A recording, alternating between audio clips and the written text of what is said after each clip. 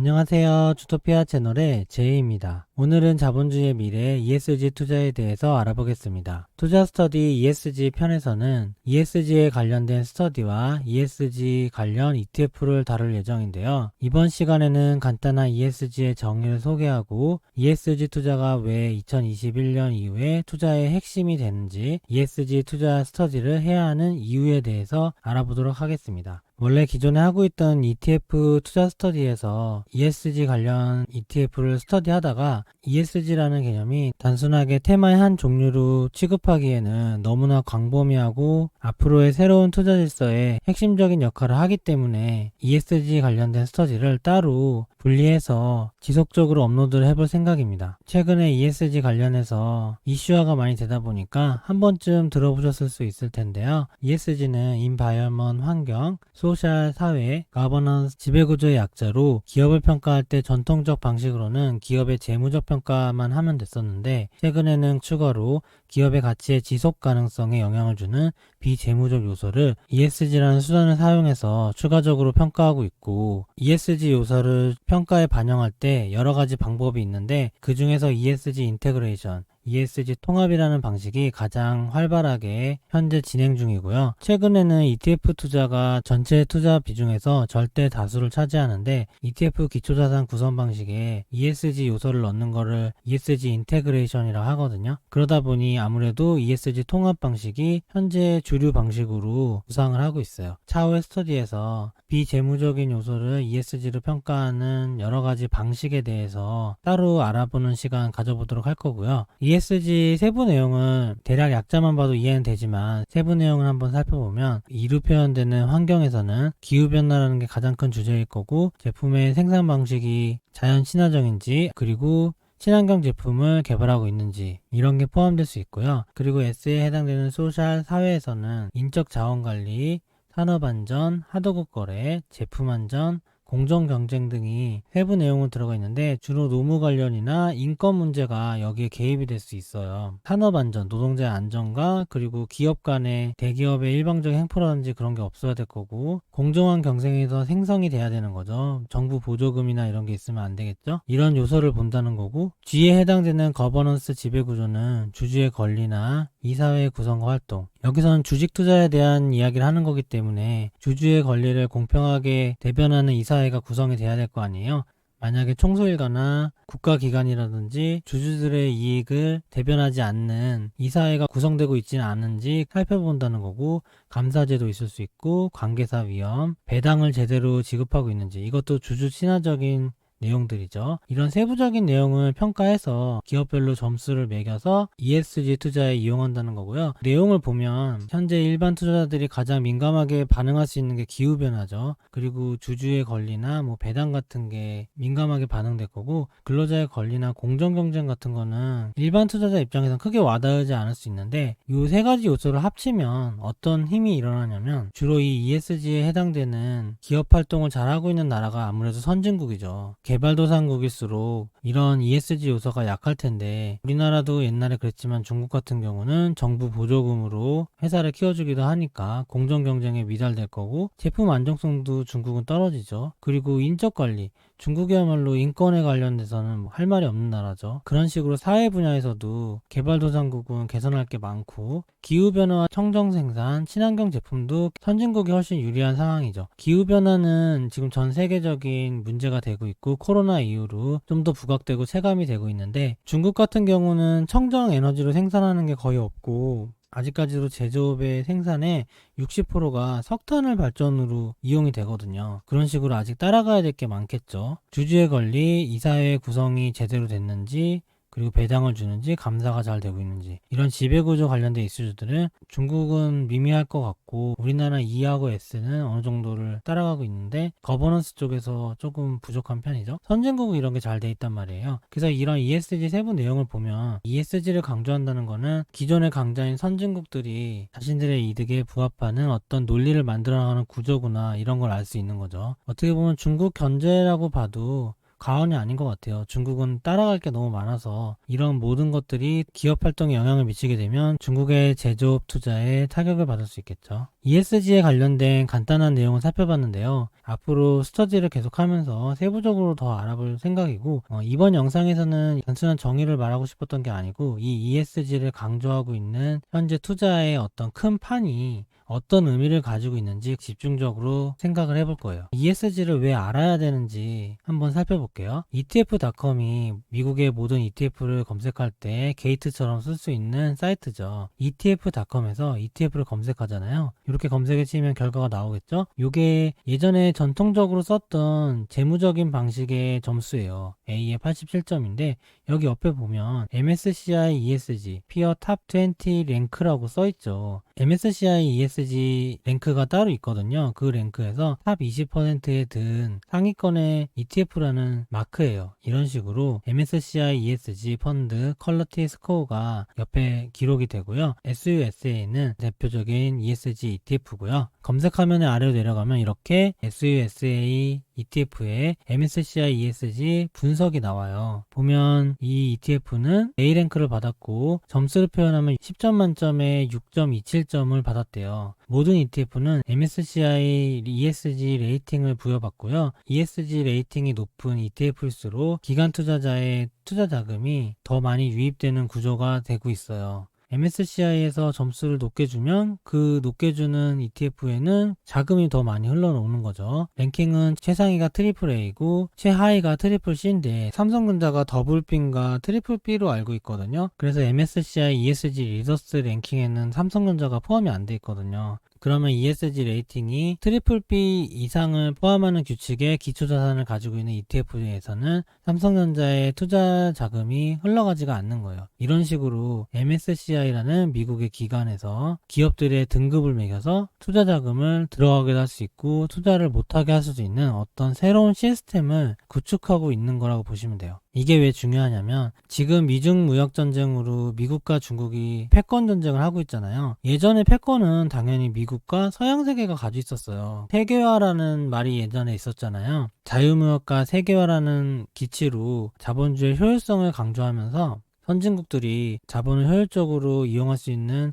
강점을 가지고 있었기 때문에 개발도상국이나 아니면 러시아나 중국같이 공산주의 국가들에게 신자유주의라는 자본주의 시스템을 강요하면서 그들을 질서에 편입시키려고 했죠. 그리고 그 질서에서는 가장 우위를 가진 게 선진국과 미국이었죠. 현재 시대를 살고 있는 우리들이 알고 있듯이 지금은 G2라고 중국이 부상했고 우리나라를 포함한 아시아가 부상했죠. 예전에 일본이 미국에 도전했었고요. 다행히 소련은 무너져서 아직까지 미국의 경쟁자가 되지 못하지만 중국은 미국의 경쟁자가 될 정도로 많이 성장을 했죠. 그러다 보니 미국과 유럽이 신자유주의에서 자신들이 가지고 있던 자본주의의 효율성의 장점이 중국이 그거를 다 따라잡아 버리니까 기존의 강자들이 현재 운동장에서 어드밴티지가 없는 거예요. 그래서 중국의 출격을 허용하고 있는 거고요. 지금은 다시 패권 전쟁에 들어가서 누구의 질서를 따라야 되는지 경쟁을 하고 있잖아요. 그래서 생긴 새로운 패러다임이나 질서 구축 과정이라고 보면 될 것 같아요. 이 ESG라는 게요. 그래서 너무 중요한 내용이라 생각해서 앞으로 계속 다룰 예정이라고 말씀드리는 거고요. 여기 파란색 선이 SUSA ETF고 까만 선이 S&P 500을 추정하는 SPY ETF인데 20년 전에는 크게 차이가 안 나고 심지어 스파이가 더 퍼포먼스가 좋을 때도 있었어요. 근데 코로나 위기 이후에 퍼포먼스를 보면 ESG ETF인 SUSA가 그냥 일반 S&P 500 ETF의 퍼포먼스를 훨씬 상회해서 올라가고 있죠. SUSA는 ESG 점수가 6.27로 A등급의 ETF고 스파이는 ESG 점수가 5.17로 트리플 B의 ETF예요. 선진국들은 ESG 랭크가 전체적으로 높은 편이라 일반 시장을 대변하는 S&P 500도 트리플 B인 중간은 되거든요. 이런 점수 차이가 퍼포먼스를 벌어지게 하는 이유 중에 하나가 되고 있는 게 2020년 3월 코로나 이후에 새롭게 생긴 모습이라 보면 될 것 같고 자산운용사 1위인 블랙락이 2020년 1월에 앞으로 ESG 투자를 새로운 대세로 만들 거라고 선언을 했거든요. 그러고 나서 직후에는 크게 변화가 없다가 코로나로 주가가 떨어지면서 많은 질서가 해체됐잖아요. 예전에 알고 있던 우리 기존의 투자 방식이나 기존의 강자였던 엑슨모빌이나 보잉 같은 주식이 생존의 위기까지도 몰리게 되고, 테슬라로 대표되는 새로운 질서인 언택트 주식들이 큰 성적을 냈었잖아요. 그런 식으로 2020년 3월 이전과 이후는 조금의 질서 변경이 있었는데, 그 틈을 잘 노려서 ESG가 자신만의 포지션을 잘 잡고 있는 모습을 퍼포먼스에서도 볼 수 있어요. 이 현상은 전 세계적으로 다 지금 일어나고 있고 이미 통계적으로 데이터가 나오고 있고요. 선진국은 오히려 좀 덜 심한 편이고, 신흥국일수록 ESG를 반영한 투자가 그렇지 않은 투자보다 더 좋은 성과를 내고 있어요. ESG를 알아야 되는 이유 중에서 자산운용사 세계 1위는 블랙락이라는 회사인데, 이 회사가 아이쉐어 브랜드 ETF를 운영하고 있죠. 전 세계 ETF 운용 자산의 대부분을 운영을 하고 있는데, 블랙락에서 2020년을 지속가능성 투자의 원년이라고 선언을 했어요. 여기 블랙락 홈페이지에 스크린샷을 찍은 건데, 2020년의 지속가능성 투자의 이행 내용까지 분기별로 보고하면서 정말 진지하게 ESG를 강조하고 있거든요. 2020년 1월에 블랙락 레리 핑크 회장이, 이 레리 핑크 회장이 미국에서는 단순한 회사의 회장 이상으로 영향력이 있는 인사인데, CEO 공개 서신과 고객 서신을 통해서 이제 2020년 이후에는 ESG 투자를 완전히 중심으로 삼을 거고, ESG 투자에 지원하기 위해서 관련된 통계나 관련된 데이터 그리고 관련된 투자를 기업들에게 공개적으로 요구를 했거든요. 이런 식으로 아예 선전포고하듯이 2020년 이후부터는 ESG 투자 쪽에 훨씬 더 많은 무게중심을 둘 거라고 공개적으로 얘기를 했고, 실제로 이렇게 돼버렸죠. 코로나 위기 이후에요. 블랙락 홈페이지에 나와 있는 내용인데, 블랙락은 기존의 자산운용 시스템의 지속가능성 전략 ESG를 통합하고 있어요. 이걸 ESG 인테그레이션이라고 한다고 했죠. ESG 통합 전략이 바로 이거고, 여기 보면 5,600개의 블랙락 전체 액티브 및 패시브 펀드에 대해서 ESG 통합 운영을 적용하겠다는 약속을 이행했대요. 2.7조 달러 규모의 자산에 해당되고, 그리고 이것도 확대하겠다고 하죠. 대중들은 ESG라고 하면 확 와닿지가 않는데, 기후 관련 리스크라고 하면 많이 와닿거든요. 이런 식으로 기후 관리, 리스크 관리 도구도 만들 거고, ESG 데이터도 개선할 거고, 또 더 많은 ETF들을 만들 거고, 적극적으로 기업의 의결권 행사를 통해서 ESG 개선을 이루겠다고 이런 식으로 블랙락 홈페이지에 나와 있고요. ESG는 앞으로 ETF 투자의 새로운 기준이 될 가능성이 높아요. 이게 왜 되게 중요하냐면, 과거의 신자유주의 때 미국이나 선진국이 했던 룰에 의하면 우리나라가 예전에 IMF 겪을 때도 어떤 효율적인 측면 때문에 구조조정도 하고 국가도 복지를 줄이고 효율적으로 개선해야 되는 게 목표였잖아요. 효율성이 제일 중요하단 말이에요. 그러니까 자본이 효율적으로 돌아가기 위해서 과도한 부채를 쓰면 안 되고, 부채 관리를 핵심적으로 이용을 한 거죠. 그런 상황에서 미국이 신용평가 기관이 있잖아요. 미국의 신용평가 기관이 국가 신용 등급도 막 정하잖아요. 그런 식으로 국가 신용 등급을 정해서 그 국가의 투자 자금이 들어갈 수 있고 없고를 좌지우지를 했단 말이에요. 근데 지금은 국가 신용 등급이 선진국이 오히려 떨어지고, 그리고 중국이랑 한국이 막 올라갔잖아요. 이러니까 선진국들 입장에서는 이쪽 룰로는 자기네들이 유리한 게 없는 거죠. 그래서 새로운 룰을 지금 만들고 있는 과정인데, 거기에 ESG가 핵심으로 작용하고 있다는 거고, 블랙락이 왜 중요하냐면 현재 ETF들의 대부분을 운영하고 있고, 또 나머지 3대 운용사 합치면 전 세계 ETF의 70, 80%를 미국 자산운용사에서 운영을 하고 있는 거거든요. 그럼 미국 자산운용사에서 자기네들이 따로 이렇게 ESG 랭킹을 포함하게 펀드를 만들어버리고, 예전에 신자유주의 때 무디스가 국가 신용등급을 매기는 것처럼 모건 스탠리 같은 MSCI에서 ESG 랭킹을 만들어서 또 적용하고, 이런 식으로 자기들만의 유리한 어떤 룰을 지금 바뀌고 있다는 거예요. 왜 ESG가 중요한지 아시겠죠? 미래 투자의 핵심 기준이기 때문에 중요한 거고요. 블랙락 홈페이지 이렇게 써 있어요. 새로운 투자 질서라고. ESG가 왜 중요하냐면 2021년 이후에는 새로운 투자 질서이기 때문에 중요한 거고, 여기 세 가지로 블랙락에서 써놨는데 옮겨서 적어봤어요. 현재 맞이하고 있는 상황은 강력한 성장이 일어날 수 있지만 명목금리는 올리지 못할 거고, 미국 정부의 채권은 매력이 떨어지고 위험자산의 매력이 올라가는 상황에서 미국 주식과 하이힐드 채권을 자기네들은 선호하고 있대요. 이 홈페이지 가서 한번 읽어보시면 도움이 많이 되실 거예요. 여기도 이렇게 써놨죠. 우리는 새로운 투자 질서를 맞이했는데 코로나19가 이 변화를 가속화했다. 지속가능성과 불평등, 지정학적 환경 이런 걸 얘기하고 있는데 결국에는 대표적으로 중국을 견제하기 위한 새로운 투자 질서를 만드는 과정이라 보면 될 것 같아요. 두 번째 세계화의 재구성은 코로나19로 미국과 중국 중심의 세계 질서로 양극화됐잖아요. 대놓고 이렇게 썼더라고요. 글로벌 공급망이 재편되고 있죠. 그러니까 예전에는 중국이 세계 공장 역할을 했는데 이제는 아니라는 거죠. 지정학적인 변화가 일어나고 있죠. 심지어 여기에 어떤 갈등까지도 생길 수 있죠. 효율성을 다소 포기한다는 게 이게 정말 핵심이에요. 예전에는 효율성 그 자체만 강조했었거든요. 기존 질서는요. 근데 이제는 효율성을 포기하겠대요. 왜냐하면 효율성이 가장 끝판왕이 중국이기 때문에 그런 거죠. 회복 탄력성에 더 중점을 두고 중국의 비중을 낮추겠대요. 중국과 일본, 유럽 비중을 낮춘다고 했는데 핵심은 중국 비중을 낮추는 거예요. 그래서 우리나라가 지금 수혜를 보고 있죠. 신흥국 지수에서 중국이 내려가고 우리나라 비중이 조금 올라갔거든요. 신흥국 주식과 아시아를 선호하는데 일본은 신흥국이 아니니까 제외하면 뭐 이게 우리나라랑 대만이잖아요. 우리나라랑 대만을 좀 키워주고 중국을 견제하겠다는 거죠. 그리고 변화는 가속화되고 있는데 코로나19는 구조적인 변화인 지속가능성, 불평등 확대, 전자상거래 지배력 확대 등을 가속화했대요. 전자상거래 지배력 확대는 미국의 테크기업 같은 거 얘기하는 건데 중국 테크기업도 해당되겠죠. 사회적으로 지속가능성의 중요성이 대두되면서 지속가능성 자산을 선호한대요. 지속가능성이라고 계속 나오는데 이 지속가능성을 평가하는 게 ESG고요. 아까 ESG 세부 항목 보여드렸잖아요. 투자할 때 그런 요소들을 중요시 보는 게 현재 효율성보다도 더 중요하다. 이런 식으로 지금 새로운 질서를 만들어 나가고 있어요. 이제 마지막으로 요약을 해보면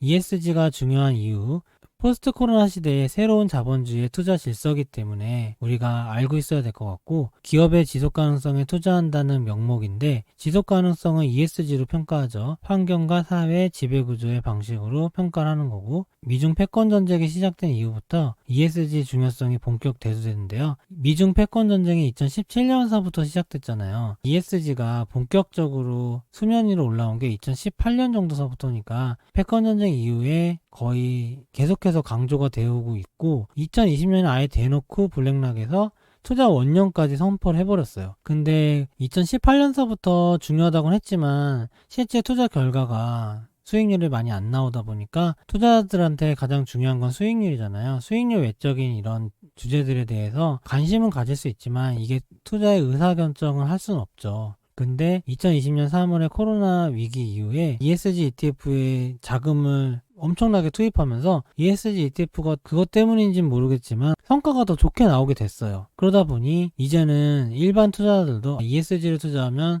더 높은 수익을 낼 수 있어 하면서 하나의 트렌드와 테마화가 되는 거죠. 기후변화는 원래 예전서부터 가장 중요한 이슈였는데 트럼프가 파리 기후협약에서 탈퇴하면서 뭔가 동력을 잃었었거든요. 중요하긴 하지만 뭔가 지지부진해져 있었는데 바이든 대통령이 당선된 이후에 바로 파리 기후협약에 재가입하겠다고 했죠. 이제는 기후변화를 좀 더 적극적인 이슈로 선진국들이 활용할 예정인데 마침 또 코로나라는 대재앙이 일어나다 보니 전 세계 사람들한테 이런 기후변화와 전 지구적 재해 요소를 막기 위한 투자에 당위성이 생겨버렸어요. 지속가능성 투자도 여기 껴가지고 만들어낸 거고요. 기후변화는 일반 대중들한테 좀 더 쉽게 접근하기 위한 이슈를 활용하는 거고 지속가능성 투자라는 거는 지금 강자인 미국을 중심으로 한 선진국이 유리한 환경으로 구성하기 위한 목표를 위해서 만든 거죠. 기후변화와 지속가능성 투자에 당위성이 생기게 됐고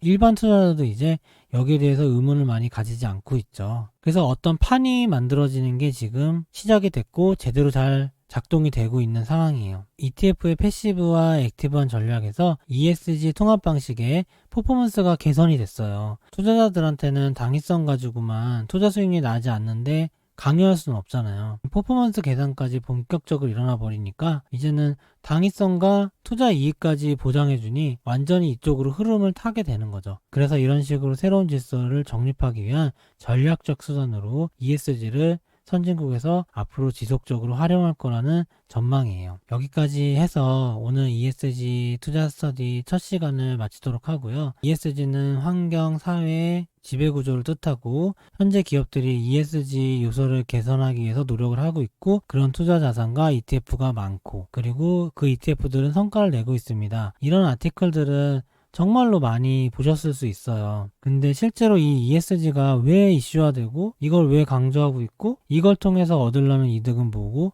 그리고 ESG를 통해서 어떤 새로운 판이 짜여지고 있는지에 대한 큰 그림을 분석하는 내용은 많이 없더라고요. 그래서 저는 첫 시간에 ESG 스터디의 어떤 큰 밑그림을 그리기 위해서 오늘 같은 내용으로 업로드하게 됐고요. 앞으로 지속해서 ESG 관련 투자 내용을 전달해 드리도록 하겠습니다. 오늘 영상은 이만 마치겠습니다. 좋아요와 구독 부탁드립니다. 감사합니다.